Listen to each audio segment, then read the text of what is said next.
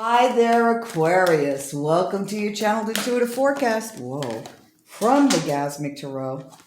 We're going to pull all those up. We got a few that fell on the floor, so let me just grab those. As we expand on the energy, here is your weekly reading. Wow. Excellent.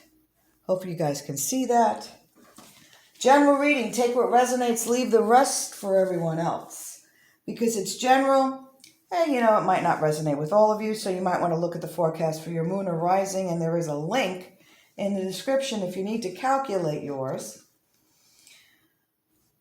Thanks again for your likes. Thanks for your subscribes. Also, a story of personal manifestation at the end of the video.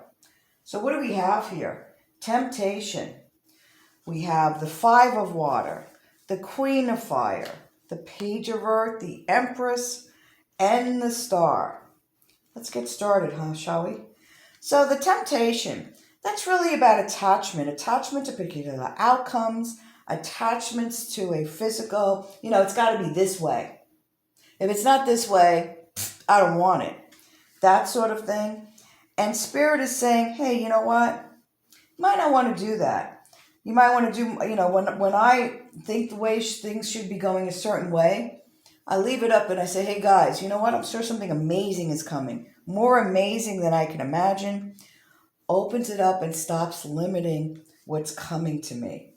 You've got the Five of Water, and this is a call to release anything that you're holding on to that is not of a positive nature. Grief, sadness, anger. Do go to the Dollar Tree, get your dollar notebook. Write down situations. I filled one of those up one time. That's how many things I was holding on to. Write down the situation on the front of the page. Next to each bullet point, write how you feel about it. On the back, write a forgiveness letter to the situation or the person in such a way like this. You write down, hey, I forgive the situation. I know it was something that I needed to grow. I forgive the person so-and-so who is the actor and teacher in this situation. And I learned from this situation. Maybe it was discernment. Maybe it was what I prefer. I learned what a discernment. I learned what I prefer. I learned what I deserve and what I didn't deserve, etc., etc. And then I forgive myself for holding on to this maybe a little longer than I should have. Then you write that. It will help you release by writing it down, and then you can go and look on Google and do a release ceremony where you bring it outside in a well-ventilated area and you burn it and transmute everything to love. You'll feel lighter. Go and smudge your space. You'll feel lighter. Okay? You've got the Queen of Fire. And the Queen of Fire is about you getting your moxie back, you being back in the zone, spirit-driven action. It's about that connection, artistic, creative endeavors. It's a delicious energy as you're coming and bringing the new year. You're releasing as part of your New Year resolution. I'm going to release all this negative stuff. I'm coming into the new year fresh, inspired. The page is about prosperity. Money, the Kwan. It's about undeniable evidence that your work is starting to manifest in the material world and that money is present, concrete results.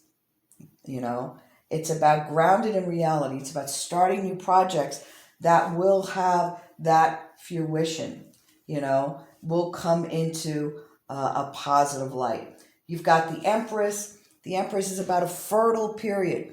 Sure, fertility, pregnancy, great, but also birthing of ideas, birthing of opportunities, projects coming in, and you're inspired. You are so inspired to really move and shake and make it happen. Okay, let's see what else we have as we go to the smallest deck in the world. Let me get this out of the way. I just don't want to lose sight of these. Okay. Let's see what we have. Oh, yeah. Nice. Okay.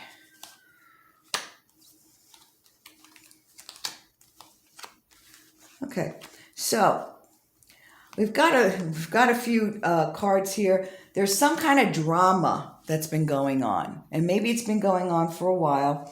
Remember, we're talking about release, release, release. You're finally over that period. And so we've got the Knight of Swords, we've got the Five of Swords, and we have the Ten of Swords, which indicate to me that there's some kind of conflict, some kind of drama, some kind of ending to that as you're moving into the beginning of 2022, finally letting go of holding on to that negative emotion.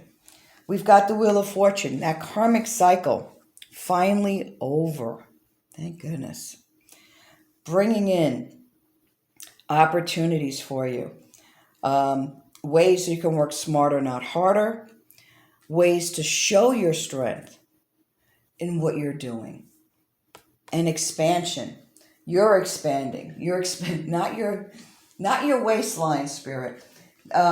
Yeah, maybe some of you are just doing that little, I'm going to go and be a little cubby and Netflix binge and maybe have some Christmas cookies.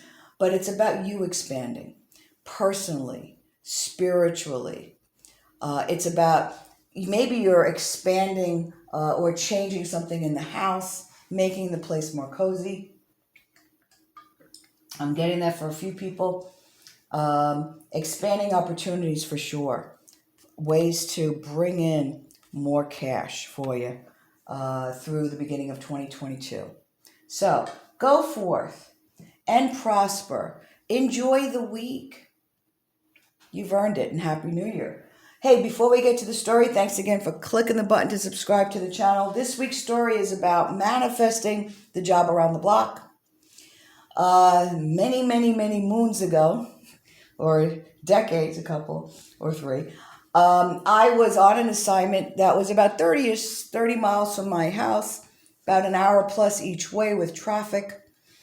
I was driving home. This assignment was getting ready to end. I was driving home, and I stopped at a traffic light, and I looked to my left, and I was like, oh, there was a large company building there. I said, wouldn't it be great to work there? That was it.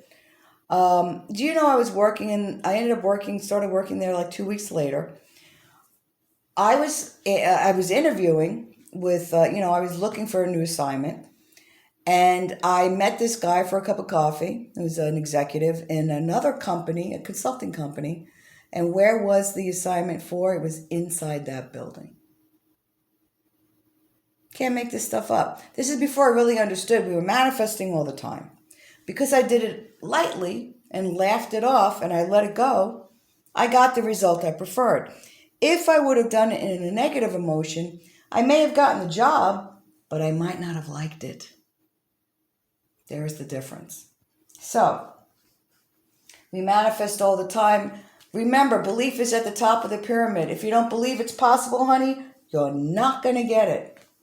That's number one. It affects the way we think, how we feel, and our emotions are energy in motion, what we vibrate out of our body, and that's what we attract back. You want to vibrate out lack? You're not going to have stuff. You want to vibrate out overflowing abundance, even if you may not have absolutely everything you want, guess what? You'll attract more stuff. Okay, if this helps, throw a comment below the video. Tell me if you liked it. If you didn't like it, honey, you know what you can do. That's right. You don't have to listen all the way through. You guys have a great week. We'll see you soon. Take care.